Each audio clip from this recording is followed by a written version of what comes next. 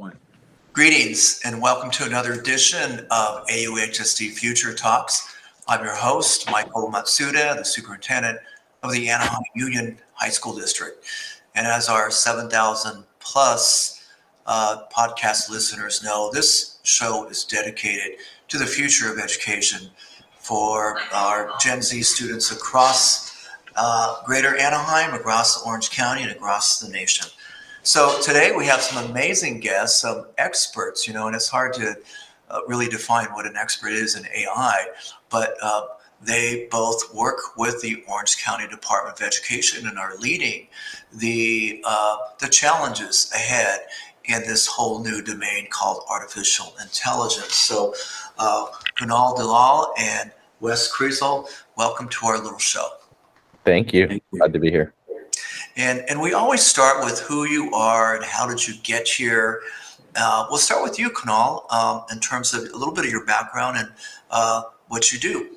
Yeah. So my current title, of course, it's great to be here. My current title is Administrator of Artificial Intelligence and Innovation at the Orange County Department of Education. That's a lot of words, and it's a cool sounding title. It's a cool job. I came to this work I think we all come to this work as a calling first, and then we find our niche.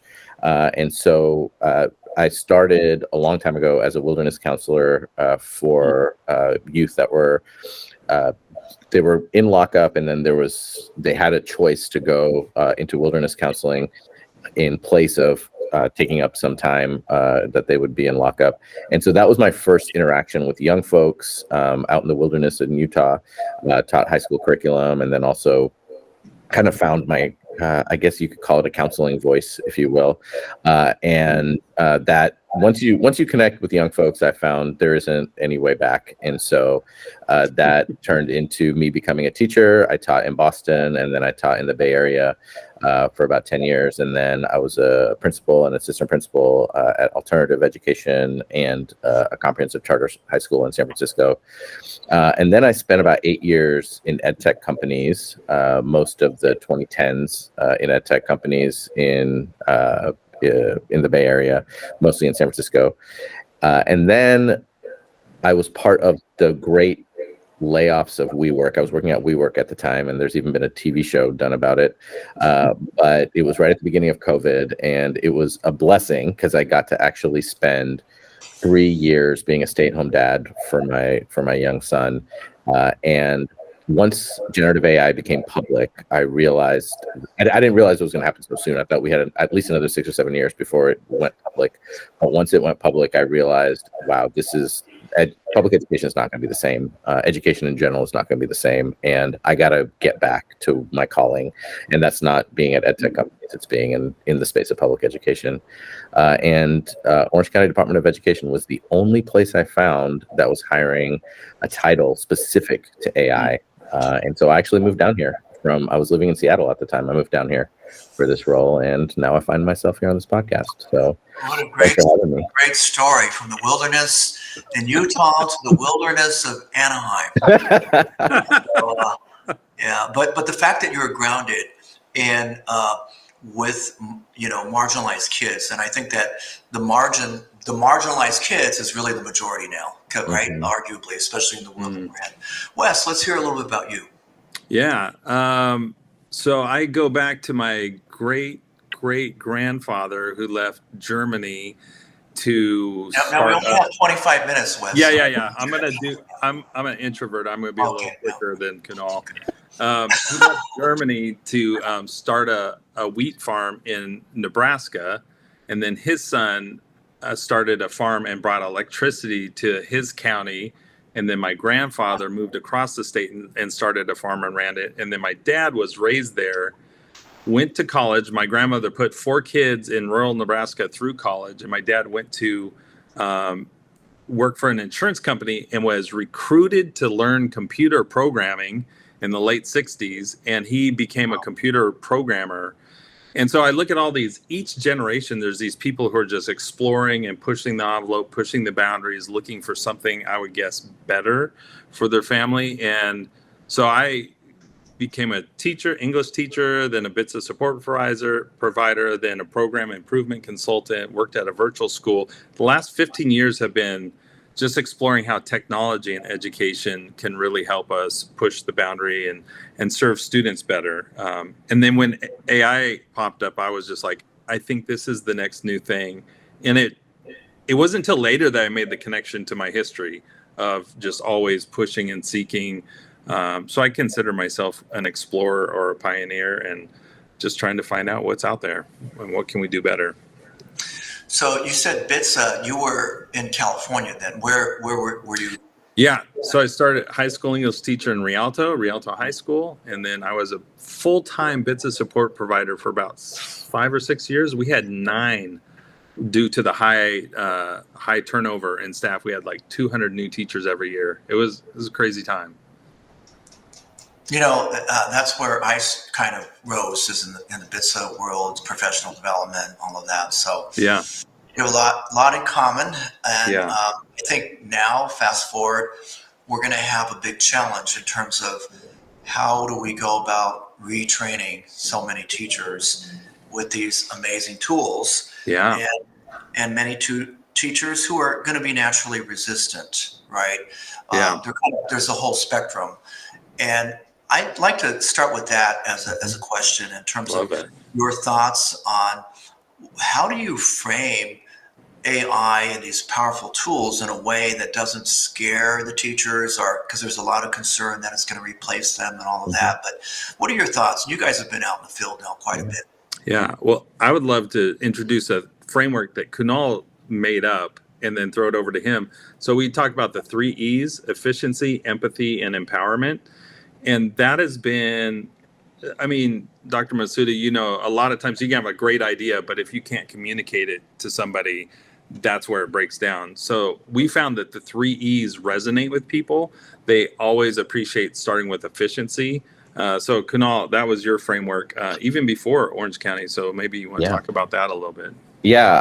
And I'd even back up just a quick step to first appreciate teacher resistance as something actually positive, and something that, there's an article, or I think it's a scholarly article written back when I was doing my admin credential, called Teacher Resistance as Good Sense. And this idea that we actually should listen to the resistance. There's actually a lot of wisdom in the resistance, a lot of experience in that resistance.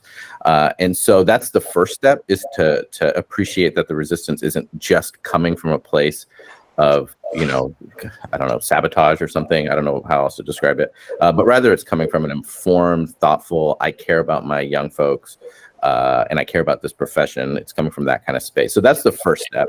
And so I think to make sure that I hear that, and make sure that we go into rooms and appreciate that first, and not just speak negatively about any resistance. So that's step 1. And then I think the step 2 is what Wes described. So many people have so many frameworks and so many acronyms. And so I'm not trying to tie myself to the 3 E's, but it is a framework that we use.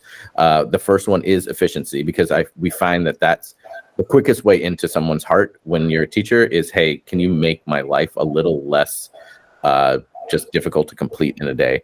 And then when you start with the efficiency, which is sort of first order things, right? Helping you review lesson plans, helping you think through some ideas. Then you move into what we think of as an empathetic space, where now you can use AI to reflect on, hey, is this lesson, is this content that I'm teaching, is the material that I'm teaching actually reflective of something that I'm seeing in my classroom, reflective of the community in which I serve? And using AI to be a thought partner in that can really help you see things differently and open up your eyes and your heart. And then finally, that leads to empowerment. If you know how to use these first order skills where you're efficient, and you can just kind of reduce your workload, move on to the next piece, which is now you feel empathetic and you've actually using it to build empathy. Now you're empowered to use it in all kinds of ways. And we found that frame actually, I didn't realize that frame was going to land. I made this up like well before I started my work here, but we have found it to land pretty well. I think that's a very powerful framing because people are all over the place. And I like the way you started with sort of appreciation with, a lot of, there are superintendents, and I would say sometimes myself included, that get frustrated, with the pushback that we're not going to do this and that sort of thing. So to begin with appreciation, just like working with young people, right? Appreciating where they're coming from, as they cuss you out. So, but I think that's huge. I mean, that's a huge thing, because it's always, oftentimes it's not really you, but it's also their fear of what's the unknown. And now there's so many layers of fear, some of it intentionally foisted on us and them. And I think there's this increased anxiety in this world of uncertainty. Wes, what are you, so let's say you're working with a district and there's a critical mass of teachers that get to this empowerment. What is the empowerment for what? Yeah, I think one of the questions that is typical in this space is, like, we have a new tool, we have a new technology. If you don't start with a kind of compass or a why, it's easy just to, apply that willy-nilly. And so I think always thinking about, like, what is the district's vision? What does the school leadership want to do? What do they know about the community that they haven't been able to serve? So we always do pre-assessment surveys ahead of every engagement, and it's really kind of fundamental is to know where the needs are. And so if teachers feel like, hey, I really am, we like the term AI fluent, like I can use this and really strengthen my engagement with my work. The question still has to be asked is, like, for what? And so one of the deeper discussions we've had was with a group of English teachers, and they said, well, if students can just generate writing, why am I an English teacher? And our response is, like, exactly. Like, why are you? You should be able to defend that and stake your identity on that, and approach every prompt you put into AI with, here's what I know about myself and my value. That's part of the reason I've been practicing reciting my history and going back, hey, my great-great-grandfather was this. I mean, there's a reason why I do things. It's in my DNA. And so unless we really bring that to the forefront and say, these are my values, and this is how I want to navigate the system of education to improve our students' lives. If we're not doing it that reflectively and intentionally, then I think we're just being kind of swayed by the technology. Oh, it can do X. Sure, let's do X, rather than thinking of, like, what is our goal? And I know in Anaheim you're taking a deep look at how do we measure student success, and there's all these assessments historically that have been partial glimpses at what our students know and can do. But that's a good example of a dramatic shift to really kind of recenter what the students authentically bring to the table. And then you're going to see higher engagement out of the students and better performance. All the things that you have, shared how they do in college, coming out of Anaheim. So yeah. So this concept, Kunal, of what students authentically bring to the table, it's really this sort of street data, from the ground up.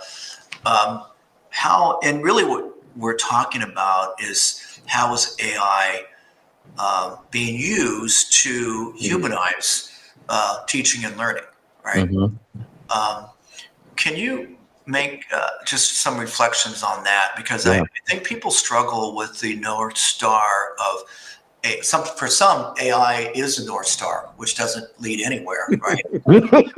For others, it's increasing test scores. And I think there's a movement across the country, at least questioning that. And and we're going to shift to parents in a second, but I think parents definitely want education to be more humanistic for their child, right? So can you comment on this? Yeah, I think the first thing this sort of conjures up for me is what I would consider the trauma of standardized testing, of the teachers. No one came, I won't say no one. There aren't a lot of people who decided they wanted to be a teacher because they said, I want to maximize test scores. They wanted to be a teacher because of the connection they have with young people, with the relationship they can build, with leading in that space and learning together with young folks.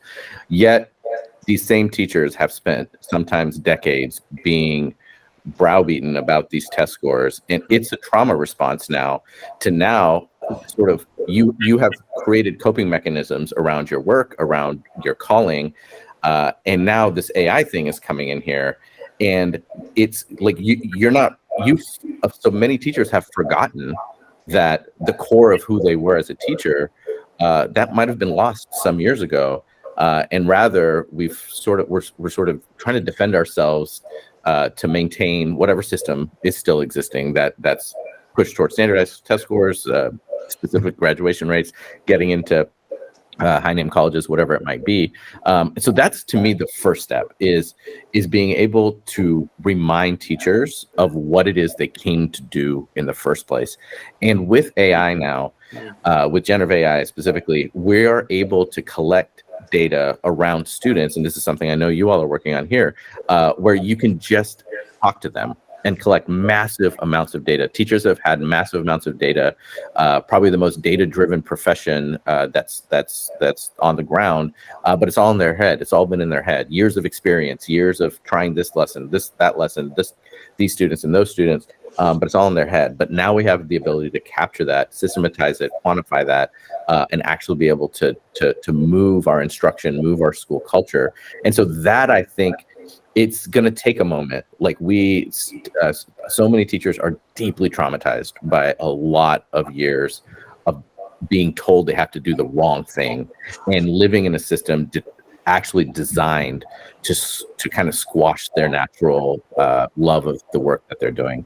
So I think that's step one. It's going to take time, but I think again, as long as we remind teachers why they started this work to begin with, I think we can get there.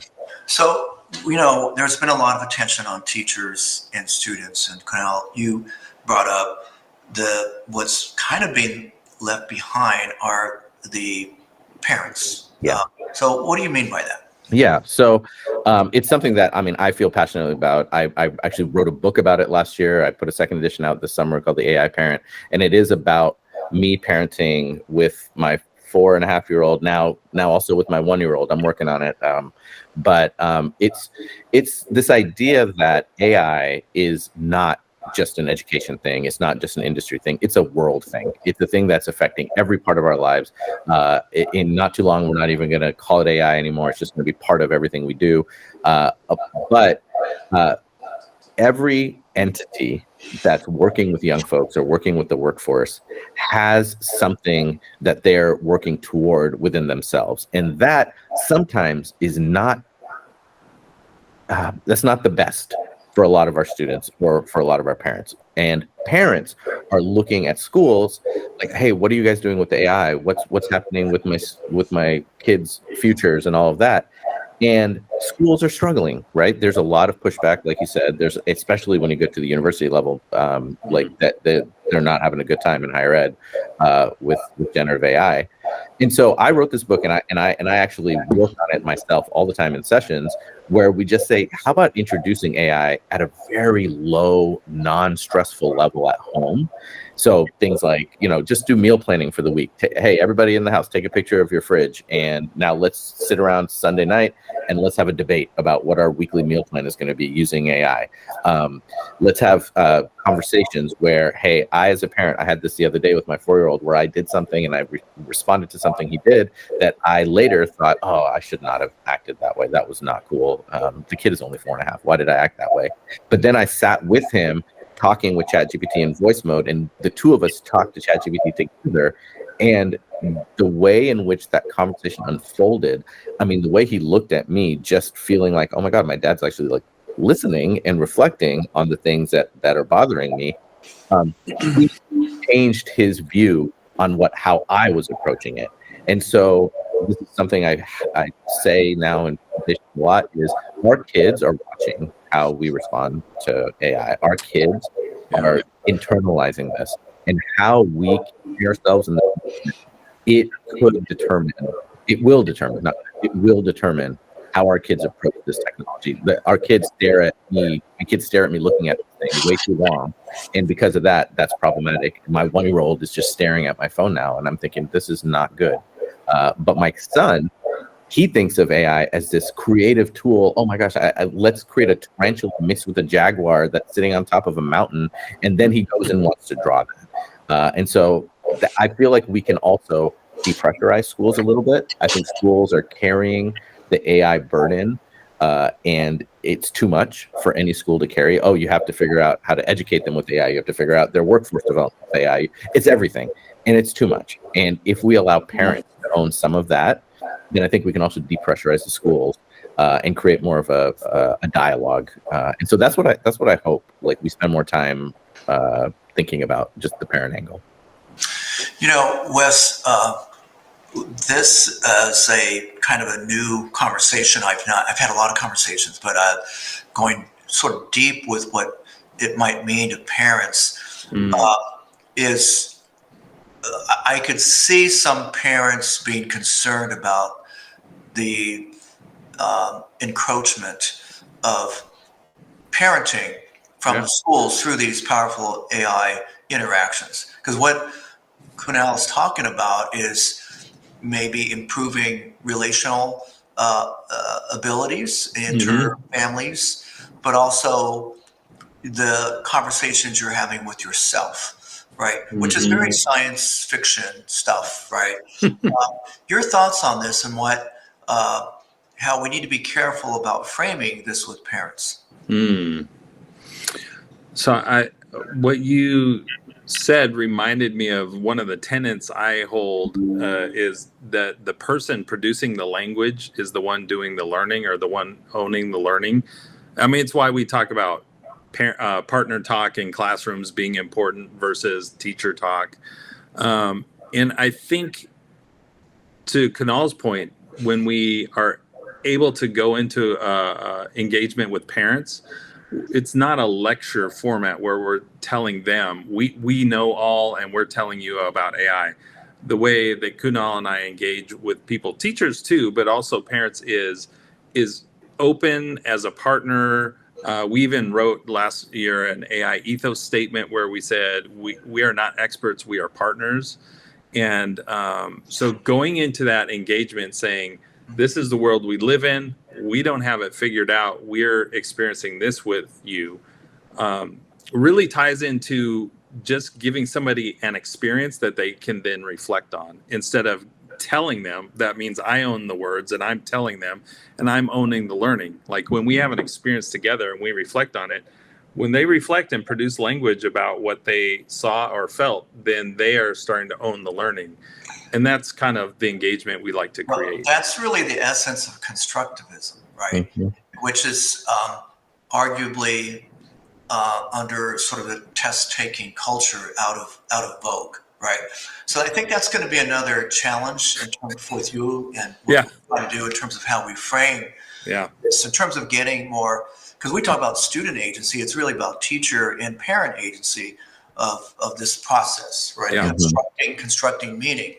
So in the few minutes that we have, I just want to ask you guys, what are,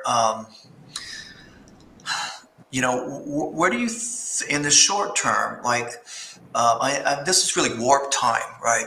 The time, like a huge time warp, but where do you think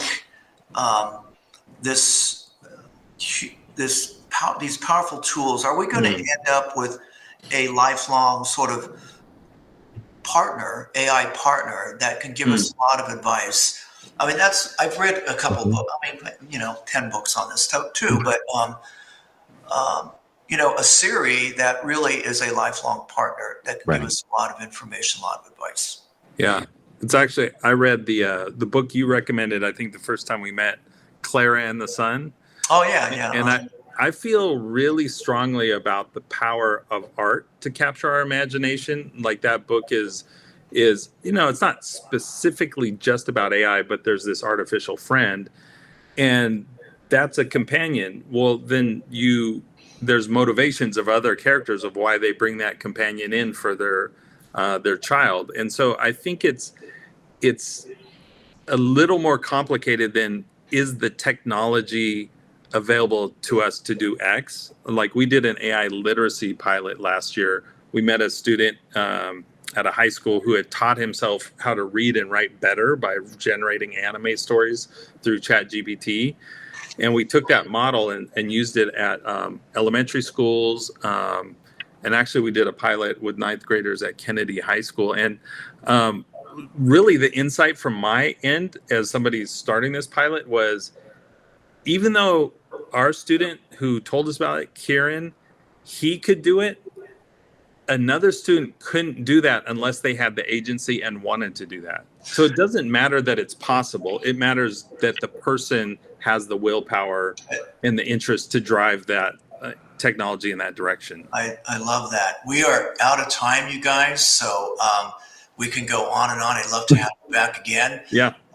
We have this big AI summit coming up in the end of February, and I think we have time to revisit with you guys. So on behalf of all of our listeners, thank you guys so much for all the amazing work you do. I appreciate it. Thank you. you. It's been a pleasure. I love speaking with you.